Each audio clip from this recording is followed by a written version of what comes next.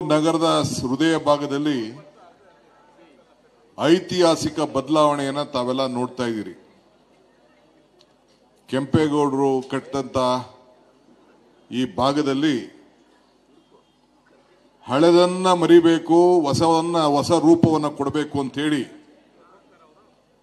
ನಮ್ಮ ದಿನೇಶ್ ಗುಂಡೂರಾಯರು ಕಂಕಣವನ್ನ ಕಟ್ಕೊಂಡು ಸ್ವಲ್ಪ ನಿಲ್ಲಿಸಬೇಕು.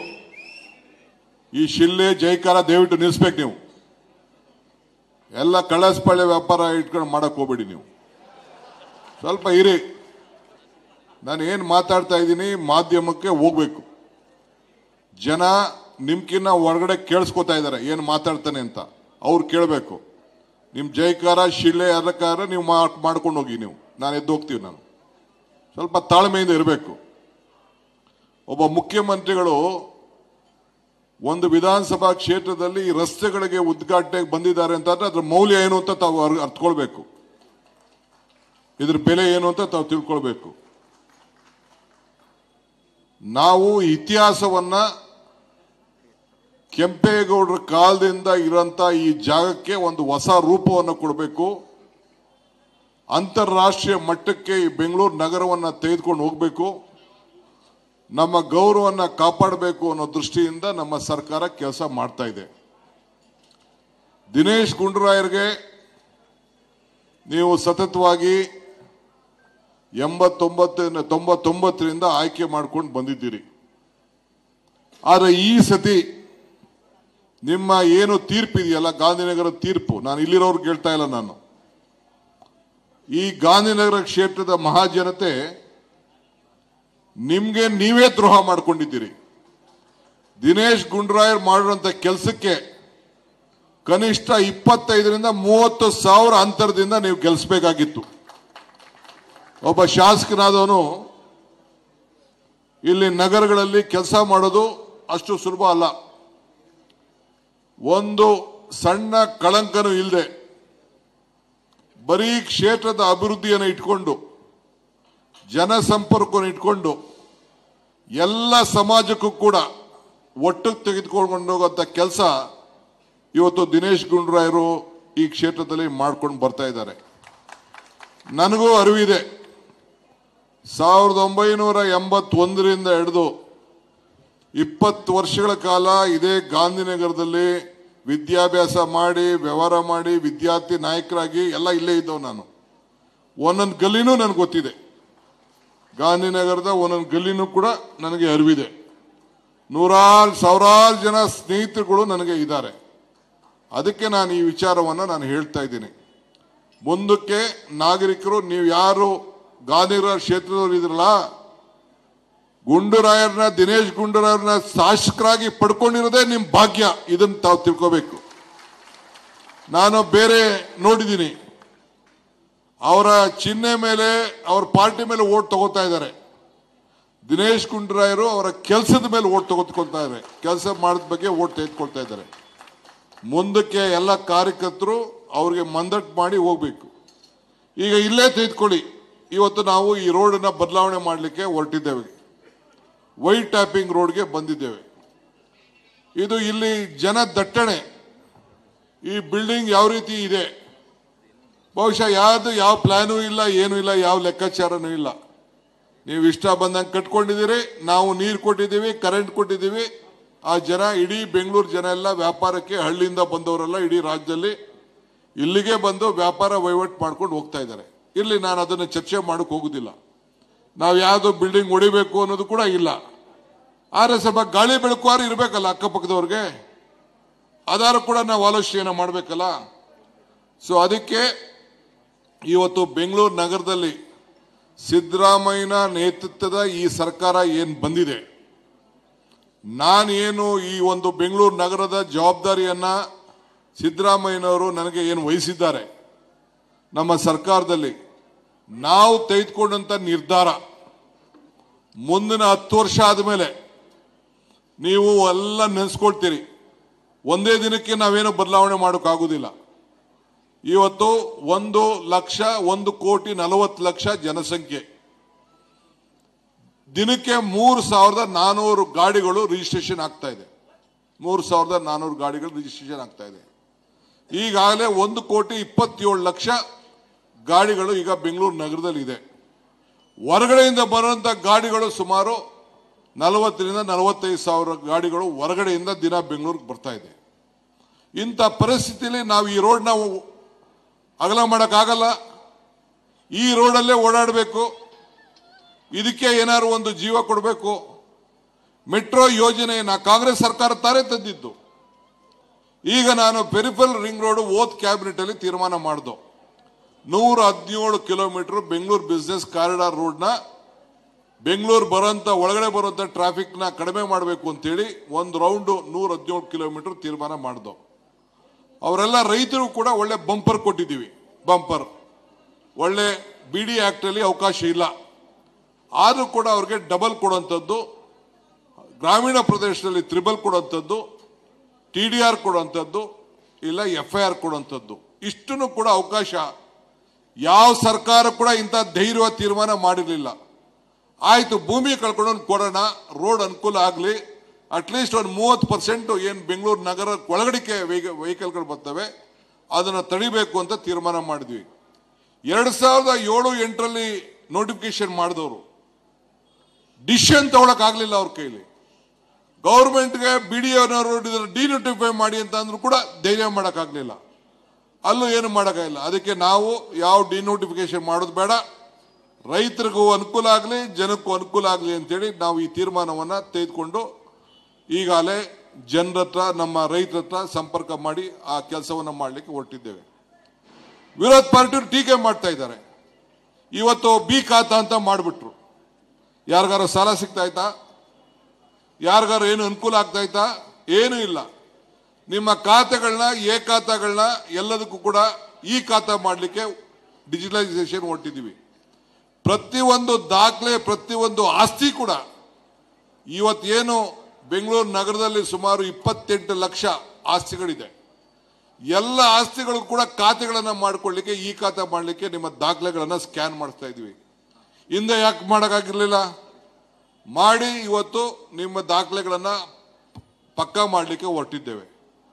ಬಿ ಖಾತಾ ಇದ್ದಿದ್ದನ್ನೆಲ್ಲ ಖಾತಾ ಮಾಡಿ ಒಂದೇ ರೂಪ, ಇಡೀ ಖಾತೆಗೆ ಒಂದು ಹೊಸ ರೂಪವನ್ನು ಕೊಟ್ಟು ಖಾತಾ ಒಂದೇ ಒಂದು ಖಾತೆಯನ್ನು ಇಡಬೇಕು, ಟ್ಯಾಕ್ಸ್ ಅನ್ನು ಸರಿಯಾದ ರೀತಿಯಲ್ಲಿ ಕಟ್ಟಬೇಕು, ಎಷ್ಟು ಅವನು ವಾಸ ಆಗಿದ್ದಾನೆ ಅಷ್ಟಕ್ಕೆ ಅವನು ಟ್ಯಾಕ್ಸ್ ಅನ್ನು ಕಟ್ಟಬೇಕು, ತಾನು ಕೂಡ ಬೆಂಗಳೂರು ನಗರದಲ್ಲಿ ಭಾಗಿಯಾಗಬೇಕು ಅಭಿವೃದ್ಧಿಗೆ ಅಂತೇಳಿ ಈ ತೀರ್ಮಾನ ಮಾಡ್ದು.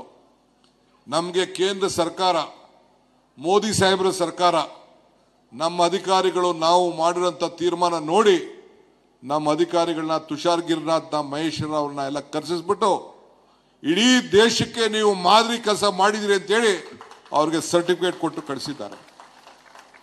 ನಾವು ಅಷ್ಟು ಟ್ರಾನ್ಸ್ಪರೆಂಟ್ ಆಗಿ ನೀವೇ ನಿಮ್ಮ ಖಾತೆಗಳ, ನಿಮ್ಮ ದಾಖಲೆಗಳನ್ನ ನೀವೇ ನಿಮ್ಮಲ್ಲಿ ಹಿಂದೆ ಏನು ನಾವು ಭೂಮಿ ಮಾಡಿದ್ದೋ, ಭೂಮಿ ಯೋಜನೆ ತೆಗೆದುಕೊಂಡು ಬಂದಿದ್ದೋ ನಮ್ಮ ರಾಜ್ಯದಲ್ಲಿ, ಆ ರೀತಿ ಇವತ್ತು ನಾವು ನಗರಗಳಲ್ಲೂ ಕೂಡ ಈ ಆಸ್ತಿಯನ್ನು ಮಾಡಲಿಕ್ಕೆ ನಾವು ಹೊರಟಿದ್ದೇವೆ. ಈಗ ರೋಡು ಹೊಡೆಯಕ್ಕಂತೂ ಆಗಲ್ಲ, ರೋಡ್ ಹೊಡೆಯಕ್ಕಂತೂ ಆಗಲ್ಲ. ನಾವು ಅದಕ್ಕೆ ನಮ್ಮ 6ನೇ ಗ್ಯಾರಂಟಿ ಏನಪ್ಪಾ ಅಂದ್ರೆ, ನಿಮ್ಮ ಇವತ್ತು ಕೃಷ್ಣ ಬೈರೇಗೌಡರ ಮುಖಂಡತ್ವದಲ್ಲಿ, ಪ್ರಿಯಾಂಕ್ ಖರ್ಗೆ ಅವರ ಮುಖಂಡತ್ವದಲ್ಲಿ ಪಂಚಾಯತಿಗಳಲ್ಲಿ ಮತ್ತು ಏನು ನಮ್ಮ ತಾಂಡಗಳು ಬೇರೆ ಬೇರೆ ಎಲ್ಲ ಗ್ರಾಮಗಳಿತ್ತು, ಅದಕ್ಕೂ ಕೂಡ ನಾವು ತೀರ್ಮಾನ ತೆಗೆದುಕೊಂಡು ಅಲ್ಲಿ 1,11,00,000 ಆಸ್ತಿಗಳಿಗೆ ಇವತ್ತು ಜನರಿಗೆ ಅನುಕೂಲ ಆಗೋ ರೀತಿಯಲ್ಲಿ ಒಂದು ತೀರ್ಮಾನವನ್ನು ನಾವು ಮಾಡಿದ್ವು. ಇವತ್ತು ಇಲ್ಲಿ ನಗರಗಳಲ್ಲಿ ಈ ಕೆಲಸ ಮಾಡ್ತಾ ಇದ್ದೀವಿ. ನಮ್ಮ 6ನೇ ಗ್ಯಾರಂಟಿ ನಿಮ್ಮ ಆಸ್ತಿಗಳನ್ನ ಗ್ಯಾರಂಟಿಯಾಗಿ ಇಡುವಂಥದ್ದು, ದಾಖಲೆಗಳನ್ನು ಕೊಡುವಂಥದ್ದೇ ನಮ್ಮ 6ನೇ ಗ್ಯಾರಂಟಿ ಅನ್ನೋದನ್ನ, ನಿಮ್ಮ ಆಸ್ತಿನೇ ನಮ್ಮ ಗ್ಯಾರಂಟಿ. ಇದನ್ನು ನಾವು ತೀರ್ಮಾನವನ್ನು ಈ ಸಂದರ್ಭದಲ್ಲಿ ನಾವು ಮಾಡಿದ್ದೇವೆ. ಈಗ ವೈಟ್ ಟ್ಯಾಪಿಂಗು ಕೂಡ ತಾವೆಲ್ಲ ನೋಡಿದ್ದೀರಿ. ಈಗಾಗಲೇ ಸುಮಾರು 182 ರಸ್ತೆಗಳನ್ನ 350 ಕಿಲೋಮೀಟರ್ ಈಗ ಬ್ಲಾಕ್ ಟಾಪಿಂಗ್ ಈಗಾಗಲೇ ಕೆಲಸ ನಡೀತಾ ಇದೆ. 695 ಕೋಟಿ ರೂಪಾಯಿ ಕೆಲಸವನ್ನು ತೆಗೆದುಕೊಂಡಿದ್ದೇವೆ. ಈಗ ಮುಖ್ಯಮಂತ್ರಿಗಳು ಕೂಡ 110 ಕೋಟಿ ರೂಪಾಯಿ ಹೊಸ ಕೊಟ್ಟು 550 ಕಿಲೋಮೀಟರ್ ಡಾಂಬರೀಕರಣವನ್ನು ನಾವು ಮಾಡಿಕೊಂಡು ನಾವು ಬರ್ತಾ ಇದ್ದೇವೆ. ಮೇಜರ್ ರೋಡು 1650 ಕಿಲೋಮೀಟರ್ ಇದೆ. ಬೆಂಗಳೂರು ನಗರದಲ್ಲಿ. ಅದರಲ್ಲಿ ಈಗಾಗಲೇ 104 ಕಿಲೋಮೀಟರ್ ಈಗ ಹೊಸದಾಗಿ ವೈಟ್ ಟ್ಯಾಪಿಂಗ್ ನಾವು ಮಾಡ್ತಾ ಇದ್ದೀವಿ. ಮತ್ತು ಈಗಾಗಲೇ 148 ಕಿಲೋಮೀಟರ್ನ ಕಾಮಗಾರಿಗೆ ಈಗಾಗಲೇ ನಾವು ತೆಗೆದುಕೊಂಡಿದ್ದೇವೆ. ಒಟ್ಟು 83 ರಸ್ತೆಗೆ 1800 ಕೋಟಿ ರೂಪಾಯಿ ತೆಗೆದುಕೊಂಡಿದ್ದೇವೆ. ಈ ರೀತಿ ಕೆಲಸ ಮುಗಿದಿದೆ. ಇನ್ನ ಕೆಲವು ಯೋಜನೆಗಳನ್ನು ನಾವು ತಯಾರು ಮಾಡ್ತಾ ಇದ್ದೇವೆ. ಉದ್ಘಾಟನೆ ಕೂಡ ನಾವು ತಯಾರು ಮಾಡ್ತಾ ಇದ್ದೇವೆ. 500 ಕಿಲೋಮೀಟರ್ನ ವೈಟ್ ಟ್ಯಾಪಿಂಗ್ನ ಸುಮಾರು 4000 ಕೋಟಿ ರೂಪಾಯಿಗೆ ಈಗಾಗಲೇ DPR ಕೂಡ ಇವತ್ತು ರೆಡಿ ಆಗ್ತಾ ಇದೆ. ನಾನು ಯಾಕೆ ಈ ಮಾತನ್ನು ಹೇಳ್ತಾ ಇದ್ದೀನಿ ಅಂದರೆ, ಈ ಬೆಂಗಳೂರು ನಗರಕ್ಕೆ ಇಂಥ ವಿಚಾರನ ನಾವು ತಿಳಿಸಲಿಲ್ಲ ಅಂತಂದ್ರೆ ಬಹಳ ತಪ್ಪಾಗ್ತದೆ. 25ರಿಂದ 30 ವರ್ಷ ಒಂದು ರಸ್ತೆ ಬಾಳಬೇಕು, ಮಧ್ಯ ಗುಂಡಿಗಳು ಬೀಳಬಾರ್ದು.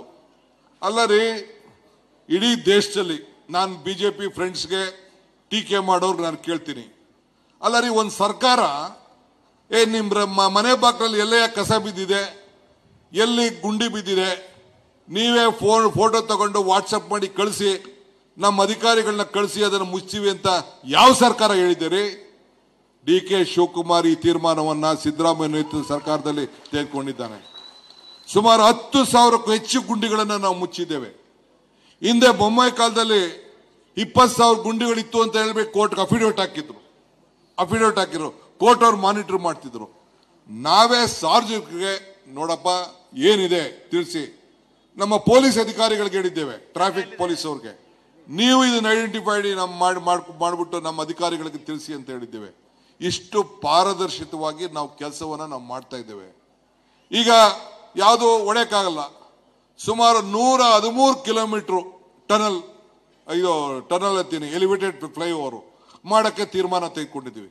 ಯಾವಾಗ ತೆಗೆದುಕೊಂಡಿದ್ರು? 113 ಕಿಲೋಮೀಟರ್ ಯಾವ ಕಾಲದಲ್ಲಿ ತೆಗೆದುಕೊಂಡಿದ್ರು? ಸುಮಾರು 40 ಕಿಲೋಮೀಟರ್ ಟನಲ್ಲು.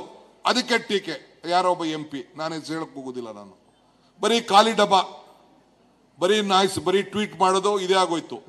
₹1 ಒಬ್ಬ MP, ಬೆಂಗಳೂರು ನಗರದಲ್ಲಿ 5 ಜನ MPಗಳು ಗೆಲ್ಸಿದ್ದೀರಿ. ನಿರ್ಮಲಾ ಸೀತಾರಾಮ್ ಕೇಂದ್ರದ ಮಂತ್ರಿ ₹10 ಬೆಂಗಳೂರು ನಗರಕ್ಕೆ ಕೊಟ್ಟಿದ್ದಾರೆ ಅಂತ ಹೇಳಿ ಇಲ್ಲೇ ನೀವು ಏನು ಕೊಡ್ತೀರೋ ಶಿಕ್ಷೆಗೆ ನಾನು ಒಳಗಾಗ್ತೀನಿ. ಹಿಂದೆ ಮನಮೋಹನ್ ಸಿಂಗ್ರ ಕಾಲದಲ್ಲಿ ಜವಾಹರ್ಲಾಲ್ ನೆಹರು ಹೆಸರಲ್ಲಿ ನರಮ್ ಯೋಜನೆ ಅಂತ ಇತ್ತು, ಎಲ್ಲದಕ್ಕೂ ಹಣ ಬರ್ತಾ ಇತ್ತು. ಒಂದಿನ ಹೋಗಿ ಒಂದು ಅರ್ಜಿ ಕೊಡಲಿಲ್ಲ ಈ MPಗಳು ಗೆದ್ದಿದ್ದಾರಲ್ಲ, ಒಂದಿನ ಹೋಗಿ ಪ್ರೈಮ್ ಮಿನಿಸ್ಟರ್ನ ಯಾವ ತರ ದುಡ್ಡು ಕೊಡುವಂತ ಏನೋ ಕೇಳಿದಾರ ಇವ್ರು? ಯಾರು ಕೇಳಿಲ್ಲ. ಬೆಂಗಳೂರು ನಗರಕ್ಕೆ ಏನಾರು ಕೊಡುಗೆ ಶೂನ್ಯ. ಮೊನ್ನೆ ನಾನು ಪ್ರೈಮ್ ಮಿನಿಸ್ಟರ್ ಬಂದಾಗ ಅವರು ಗ್ಲೋಬಲ್ ಸಿಟಿ ಅಂತ ಹೇಳಿದ್ರು. ಹಿಂದೆ ವಾಜಪೇಯಿ ಅವರು ಬೆಂಗಳೂರು ನಗರ ವರ್ಲ್ಡ್ ಲೀಡರ್ಸ್ ಎಲ್ಲ ಬೆಂಗಳೂರಿಗೆ ಬರ್ತಾ ಇದ್ದಾರೆ ಅಂತ ಹೇಳಿದ್ರು. ಒಬಾಮಾ ಅವ್ರು ಏನ್ ಹೇಳಿದ್ರು? ಬೆಂಗಳೂರು ನಗರ ನಮ್ಮ ದೇಶದ ಜೊತೆ ಕಾಂಪೀಟ್ ಮಾಡ್ತಾ ಇದೆ ಅಂತ ಹೇಳಿದ್ರು. ಅಂಥದಕ್ಕೆ ನಾನು ಮೋದಿ ಸಾಹೇಬ್ರಿಗೆ ಹೇಳಿದೆ ಮೊನ್ನೆ ಮೆಟ್ರೋಗೆ ಬಂದಾಗ, 6ನೇ ನಮ್ಮ ಯೆಲ್ಲೋ ಲೈನ್ ಮೆಟ್ರೋ ಬಂದಾಗ, ನೀವು ಕೊಡಬೇಕು ಸರ್, ಬಾಂಬೆ ಆದ್ಮೇಲೆ ಮಹಾರಾಷ್ಟ್ರ ಆದ್ಮೇಲೆ ಅತಿ ಹೆಚ್ಚು ಟ್ಯಾಕ್ಸ್ ಅನ್ನು ನಾವು ಕೊಡ್ತಾ ಇದ್ದೇವೆ ಅಂತೇಳಿ 1.5 ಲಕ್ಷ ಕೋಟಿ ರೂಪಾಯಿ ಇನ್ವೆಸ್ಟ್ ಮಾಡ್ತಾ ಇದ್ದೀವಿ, ನೀವು ನಮಗೆ ಸಹಾಯ ಮಾಡಿ ಅಂತ ಕೇಳಿದೆ. ಇನ್ನ ಏನು ಉತ್ತರ ಬಂದಿಲ್ಲ. ಸೊ ಅದಕ್ಕೆ ನಾನು ತಮ್ಗೆ ಹೇಳ್ದಷ್ಟೇ. ಈಗ ತಾನೇ ಒಬ್ರು MP ಬಂದಿರಂತ, ಅವ್ರಿಗೂ ಅದೇ ಹೇಳಿದೆ, ನಿಮ್ಗೆ ಇಷ್ಟೆಲ್ಲ ಬೆಂಗಳೂರಿಗೆ ಹಣ ಸಹಾಯ ಮಾಡ್ತಾ ಇದೀವಿ ನಾವು ಕೇಂದ್ರ ಸರ್ಕಾರಕ್ಕೆ, ಹೇಳ್ರಿ ಹೋಗಿ ನೀವು ಅನ್ನೋ ವಿಚಾರವನ್ನು ಕೂಡ ನಾನು ಹೇಳಿದ್ದೇನೆ. ಹಂಗೆ ಇವತ್ತು 5 ಕಾರ್ಪೊರೇಷನ್ ಏನು ನಾವು ಮಾಡಿದ್ದೇವೆ, ಗ್ರೇಟರ್ ಬೆಂಗಳೂರು ಏನು ಮಾಡಿದ್ದೇವೆ, ಬರೀ ಒಬ್ಬರೇ ಇದ್ರು, ಯಾರು? ತುಷಾರ್ ಗಿರಿನಾಥ್, ಆಮೇಲೆ ಮಹೇಶ್ವರ ರಾವ್. 5 ಜನದ ಹತ್ರ ವ್ಯವಹಾರ ಮಾಡೋದ್ ಬದಲು, 5 ಜನರನ್ನ ಭೇಟಿ ಮಾಡೋದ್ ಬದಲು, ಒಬ್ಬರ ಹತ್ರ ಮಾಡೋದ್ ಬದಲು ಈಗ 5 ಜನರನ್ನ ನಾವು ಮಾಡಿದ್ದೇವೆ. ಅಷ್ಟೇ ಒಂದು ಆಳ್ತವನ್ನ ಮನೆ ಬಾಗಿಲಿಗೆ ಬರಬೇಕು ನಿಮ್ಗೆಲ್ಲ ಕೂಡ ಅಂತ ಮಾಡಿ ಇದೊಂದು ಐತಿಹಾಸಿಕ ತೀರ್ಮಾನವನ್ನ ಗ್ರೇಟರ್ ಬೆಂಗಳೂರು ಅಂತ ಮಾಡಿ 5 ಕಾರ್ಪೊರೇಷನ್ ಅನ್ನ ಮಾಡಿ ಇವತ್ತು ನಿಮ್ಗೆಲ್ಲ ಒಂದು ಉತ್ತಮವಾದಂಥ ಆಳ್ತ ಕೊಡಬೇಕು ಅಂತೇಳಿ ತೀರ್ಮಾನ ಮಾಡಿದ್ವಿ. ಇದ್ರ ಬೆಲೆ ಮುಂದಿನ ದಿನದಲ್ಲಿ ನಿಮ್ಗೆ ಅರ್ಥ ಆಗ್ತದೆ, ಇವತ್ತು ಅರ್ಥ ಆಗುದಿಲ್ಲ. ಇದು ಬೆಂಗಳೂರು ನಂದಲ್ಲ, ಇದು ಬೆಂಗಳೂರು ನಿಮ್ಮದು. ನಮ್ಮ ಸರ್ಕಾರ ನಿಮಗೋಸ್ಕರ ಇಂಥ ಅನೇಕ ತೀರ್ಮಾನವನ್ನು ಮಾಡಿದ್ದೇವೆ. ನಾನು ಕರೀತಾ ಇದ್ದೀನಿ ಆ ಅಪೋಸಿಷನ್ ಪಾರ್ಟಿಯವ್ರಿಗೆ, ಯಾವ್ದಾದ್ರು ಬರ್ರಿ ಟಿವಿಗೆ, ಇಲ್ಲ ಯಾವ್ದಾದ್ರು ಚರ್ಚೆಗೆ ಬನ್ರಿ, ವಿಚಾರ ತಗೊಳ್ರಿ ಅಸೆಂಬ್ಲಿಲಿ. ಹೇಳ್ತಾ ಇದ್ದೀನಿ, ಪಾಪ 5 ಇದನ್ನ ಹೊಸ GBA ಮಾಡುವಾಗ ಸಹಕಾರ ಕೊಟ್ಟಿದ್ದಾರೆ, ನಾನು ಇಲ್ಲ ಅಂತ ಹೇಳಿದೆ. ವಿರೋಧ ಮಾಡಬೇಕು ಮಾಡಿದ್ದಾರೆ, ಅದು ಬೇರೆ ವಿಚಾರ. ಅವ್ರಿಗೆಲ್ಲ ಅರಿವಿದೆ. DK ಶಿವಕುಮಾರ್ ಸಿದ್ದರಾಮಯ್ಯನ ಸರ್ಕಾರ ಏನ್ ತೀರ್ಮಾನ ಮಾಡಿದೆ ಇದು ಬಹಳ ಅಚ್ಚುಕಟ್ಟಾಗಿ ಮಾಡಿದ್ದಾರೆ. ರಿಜ್ವಾನ್ ಅವರ ಮುಖಂಡತ್ವದಲ್ಲಿ ಕಮಿಟಿ ಮಾಡಿ ಎಲ್ಲರೂ ವಿಶ್ವಾಸಕ್ಕೆ ತೆಗೆದುಕೊಂಡು ಈ ಒಂದು ಕಾರ್ಪೊರೇಷನ್ ಅನ್ನು ನಾವು ಮಾಡಿದ್ದೇವೆ ಅಂತ. ಇವತ್ತು ಕಸ ವಿಲೇವಾರಿಗೆ ಕೋರ್ಟಿಂದ ಎಷ್ಟು ನಮಗೆ ತಡಾಜ್ಞೆ, ಅಡ್ವರ್ಟೈಸ್ಮೆಂಟ್ಗೆ ಎಷ್ಟು ತಡಾಜ್ಞೆ, ನಮಗೆ ಪ್ರೀಮಿಯಂ ಎಫ್ಐಆರ್ ಅವ್ರದೇ ಕಾಲದಲ್ಲಿ ತೀರ್ಮಾನ ಮಾಡಿದ್ರು, ಅದಕ್ಕೆ ತಡಾಜ್ಞೆ.